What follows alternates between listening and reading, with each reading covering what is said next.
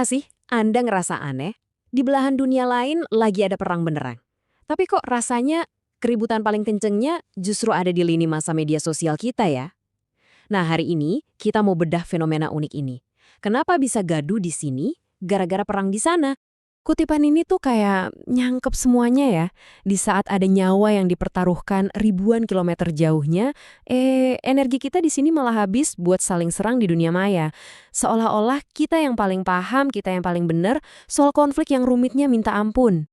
Nah, ini dia paradoksnya. Perang fisik di luar sana, malah jadi pemicu perang kata-kata di dalam negeri. Ruang diskusi kita, yang harusnya fokus bahas masalah-masalah penting di sekitar kita, malah penuh sama gema konflik orang lain. Kita jadi lupa sama urusan di halaman rumah sendiri. Diskusi kita tuh cepet banget kesedot ke dalam lubang hitam biner. Kalau nggak pro A, ya pasti anti A. Titik. Kita sibuk banget nyari siapa pahlawannya, siapa penjahatnya, sampai kita lupa kalau dalam setiap perang, korban sejatinya itu ya kemanusiaan itu sendiri.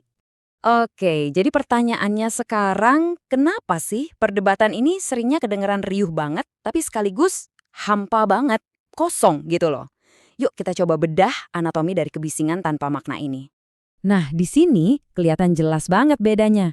Di satu sisi, ada yang namanya diskusi jernih. Tujuannya tuh buat cari pemahaman, pakai data, pakai empati. Tapi di sisi lain, ada debat kusir. Nah, disinilah kita paling sering kejebak. Adu argumen pakai emosi, yang nggak ngarah kemana-mana selain capek dan pecah belah. Nah, ini dia kuncinya. Konflik-konflik besar itu bukan dongeng hitam putih loh. Sumber analisis kita menyebutnya catur politik. Ini tuh permainan strategi yang super kompleks. Setiap bidak yang gerak punya alasan dan konsekuensi geopolitik yang dalam, sesuatu yang sering banget hilang dalam debat 280 karakter di Twitter. Terus, media gimana perannya? Yang harusnya jadi penjernih informasi, malah sering jadi kompornya.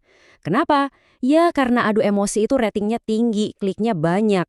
Akhirnya, panggung dikasih ke mereka yang teriaknya paling kenceng. Edukasi yang adem ayem dikesampingkan, sementara emosi publik dibakar terus-terusan tanpa pernah ditawari solusinya. Oke, cukup deh kita ngeliat keluar. Sekarang gimana kalau kita coba lakukan manuver radikal? Kita putar arah pandang kita, kembali ke rumah, ke isu-isu yang beneran nentuin nasib kita sehari-hari. Pertanyaan ini, jujur aja, nusuk banget dan jadi jantung dari pembahasan kita. Ini kayak ajakan buat kita semua refleksi. Semua energi, waktu, dan emosi yang kita tumpahkan buat konflik di luar sana, sepadan gak sih? Atau jangan-jangan ada kebakaran di rumah sendiri yang lagi kita cuekin? Dan ini loh beberapa kebakaran yang butuh perhatian kita. Gimana caranya program makan bergizi itu beneran nyampe ke anak yang butuh? Gimana ngawal rencana konversi energi biar nggak nyusahin rakyat kecil? Ini bukan cuma headline berita loh, ini pertaruhan nasib kita semua. Terus, gimana caranya biar energi kritis kita ini jadi produktif? Kalau media dianggap bagian dari masalah, ya berarti media juga harus bisa jadi bagian dari solusi, kan? Yuk kita intip sebuah cetak biru, sebuah strategi media yang lebih cerdas. Ada 2 langkah utama nih di cetak birunya. Pertama, bikin isu global itu nyambung ke kantong kita masing-masing. Kedua, alihkan sorotan tajam publik buat mengaudit kebijakan dalam negeri. Kita bedah satu-satu ya. Strategi pertama, geopolitik dan dompet kita. Ini intinya mengubah pertanyaan. Bukan lagi siapa yang benar, tapi perang di sana bikin harga mie instan atau ongkos ojek di sini naik nggak ya? Nah, penyajiannya bukan pakai marah-marah, tapi pakai data yang tenang lewat infografis atau video penjelas yang enak ditonton. Strategi kedua, audit kebijakan nasional. Coba bayangin deh, sebuah talk show yang isinya bukan politisi yang saling serang, tapi para ahli, akademisi, praktisi, ekonom yang bareng-bareng ngebongkar seberapa efektif sih sebuah program pemerintah.